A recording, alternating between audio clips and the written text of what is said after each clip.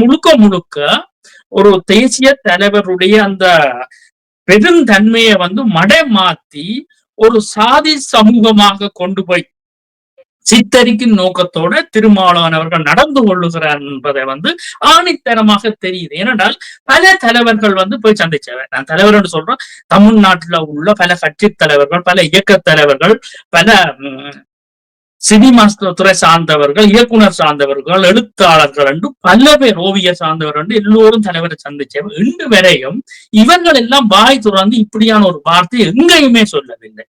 போனார்கள், வந்தார்கள், பார்த்தார்கள், பெருமையோட சேர்ந்தவர்கள். இப்படியான ஒரு கொச்சைப்படுத்தும் நோக்கத்தை திருமாவளவன் மாதிரி இப்படி பேசுவது உண்மையில எல்லா போராளிகளும் புலம்பெயர் நாட்டை கொதிச்சு போய் இருக்கணும். எல்லாரும் சரியான கோபத்திலே இருக்கணும். இவர்ல ஏற்கனவே எல்லாருக்கும் ஒரு கோபம் இருக்கு. என்னென்றால் 2009 காலத்துல போய் மஹிந்த ராஜபக்சவை சந்திச்சது, கை கொடுத்தது, அந்த விடயங்கள்ல அந்த நேரம் காங்கிரஸ் கட்சியோட நின்று கொண்டு திமுக அரசுட நின்று இந்த இனப்படுகொலை நின்றதெல்லாம் இவைக்கு எல்லாருக்கும் கோபம்.